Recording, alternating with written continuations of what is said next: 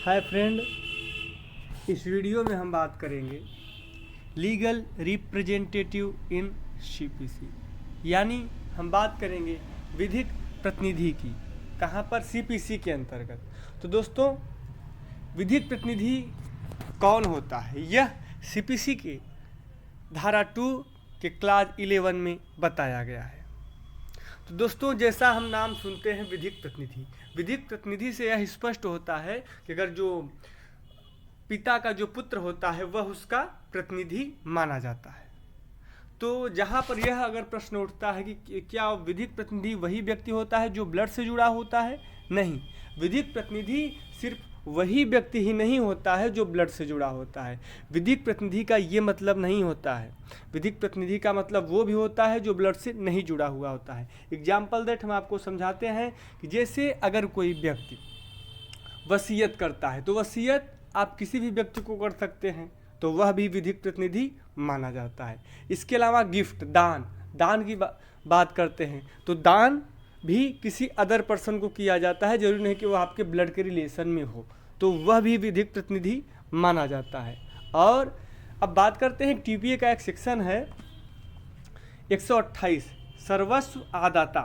वह बात करता है सर्वस्व आदाता की। जो सर्वस्व आदाता है वह भी विधिक प्रतिनिधि माना जाता है, क्योंकि उसे जो संपत्ति दी जाती है वह उस संपत्ति पर जितने भी शोध ऋण होते हैं वह उस संपत्ति के विस्तार तक वह दायी होता है। इसलिए इन तीन लोगों को जनरली आपको बताया जा रहा है, जो एक वसीयत द्वारा और दान द्वारा और सर्वस्व आदाता द्वारा जिन व्यक्तियों को प्रॉपर्टी दी जाती है वह भी विधिक प्रतिनिधि माने जाते हैं। तो एक बात यह क्लियर हुआ कि विधिक प्रतिनिधि का मतलब यह नहीं होता कि पिता का पुत्र ही विधिक प्रतिनिधि माना जाएगा, कि वह ब्लड से जुड़ा हुआ हो। मतलब यह एकदम पूरी तरह से निश्चित हो गया कि विधिक प्रतिनिधि का मतलब यह नहीं होता कि वह क्या होगा, ब्लड से जुड़ा हुआ होगा। अब आगे हम बात करते हैं दोस्तों कि विधिक प्रतिनिधि किस सीमा तक या फिर कितने वंश तक जन्म लिए हुए बच्चों को विधिक प्रतिनिधि माना जाएगा। जैसे कि एग्जाम्पल दैट ए का पुत्र बी हुआ और बी का पुत्र सी हुआ।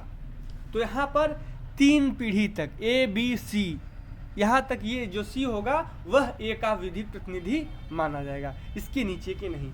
और विधिक प्रतिनिधि के अंतर्गत वह कितने शुद्ध ऋणों के लिए दायी होगा। जैसे कि एग्जाम्पल दैट, जैसे एक पक्षकार है और उसे मान लीजिए बी को देने हैं 10,000 रुपये। बी को कितना देना है आपको अमाउंट में?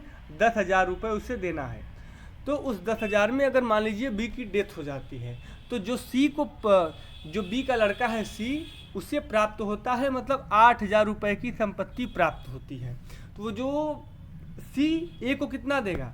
सिर्फ 8,000 रुपये देगा, क्योंकि उसे जो बी से संपत्ति प्राप्त हुई है वह कितनी प्राप्त हुई है? 8,000 की। वह ए सी से 10,000 रुपये वसूल नहीं सकता। इसलिए यह कहा गया है कि विधिक प्रतिनिधि वहीं तक दायी होगा जहां तक जितने की मात्रा तक उसे संपत्ति मिलती है। अब बात कर लेते हैं दोस्तों थोड़ा सेक्शन की। सेक्शन क्या कहता है? सेक्शन बतलाता है कि विधिक प्रतिनिधि से वह व्यक्ति अभिप्रेत है। मतलब कौन सा व्यक्ति अभिप्रेत है? जो मृत व्यक्ति की संपदा का विधिक प्रतिनिधित्व करता है। मतलब जिस व्यक्ति की डेथ हो गई है वह उसकी प्रॉपर्टी का रिप्रेजेंटेटिव यानी उसका प्रतिनिधित्व करता है। और इसके अंतर्गत कोई ऐसा भी व्यक्ति आता है, मतलब किसी और व्यक्ति को इंक्लूड कर रहा है, जो मृतक की संपदा में दखलंदाजी करता है। जैसे हमने आपको क्या बताया, गिफ्ट के द्वारा, वसीयत के द्वारा और यूनिवर्सल के द्वारा, दोनों के द्वारा। Example that. और जहाँ कोई पक्षकार प्रतिनिधि रूप में वाद लाता है, तो अगर कोई व्यक्ति प्रतिनिधि के रूप में वाद लाता है या जहाँ किसी पक्षकार पर प्रतिनिधि रूप में वाद लाया जाता है, वह व्यक्ति इसके अंतर्गत आता है। तो टोटल कुल मिला के सेक्शन यही आपको बतलाता है कि विधिक प्रतिनिधि कौन होगा।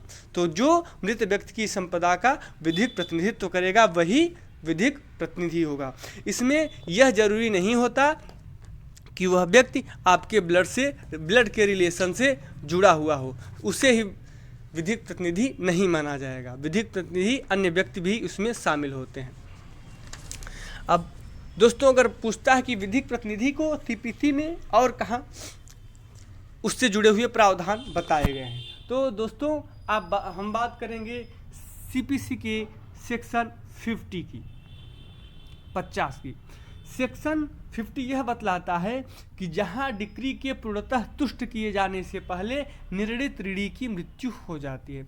जहां पर मान लीजिए कोई वाद है और वाद चल ही रहा है और वहां पर किसकी मृत्यु हो जाती है, एक पक्षकार की, मतलब निर्णित ऋणी की, मतलब जो निर्णित ऋणी होगा उसकी मृत्यु हो जाती है, तो वहाँ डिक्री धारक डिक्री पारित करने वाले न्यायालय से आवेदन प्राप्त कर सकेगा कि वह उसका निष्पादन मृतक के विधिक प्रतिनिधि के विरुद्ध करे। मतलब एग्जाम्पल दैट यह हुआ दोस्तों, सेक्शन 50 यह बतलाता है कि जहाँ ए और बी में वाद चल रहा है, जहाँ की ए और बी में वाद चल रहा है और बी की डेथ हो जाती है, तो जो बी का विधिक प्रतिनिधि सी होगा, जो बी का विधिक प्रतिनिधि सी होगा, तो ए न्यायालय से क्या करेगा, आवेदन कर सकेगा कि वह जो होगा, वो जो डिक्री है वह किसके विरुद्ध पारित करे, सी के विरुद्ध, और उसे जो उसका मूल्य है वह उसे दिलवाया जाए। अगर अब आगे एक सेक्शन की और बात कर लेते हैं दोस्तों, 52 की। 52 बतलाता है कि विधिक प्रतिनिधि के विरुद्ध डिक्री का प्रवर्तन, कि जहां किसी मृत व्यक्ति के विधिक प्रतिनिधि के रूप में किसी पक्षकार के विरुद्ध कोई डिक्री पारित की गई है और डिक्री मृतक की संपत्ति में धन संदत्त किए जाने के लिए है, वहां ऐसी किसी भी संपत्ति की कुर्की और विक्रय द्वारा निष्पादित किया जा सकेगा। यह प्रवर्तन के बारे में बात करता है कि जहां पर उसकी डेथ हो गई है और डिक्री उसके खिलाफ, बी के खिलाफ पारित भी हो गई है, तो 52 यह बतलाता है कि उसका जो विधिक प्रतिनिधि है उसके खिलाफ ऐसी डिक्री पारित की जा सकेगी। थैंक यू दोस्तों।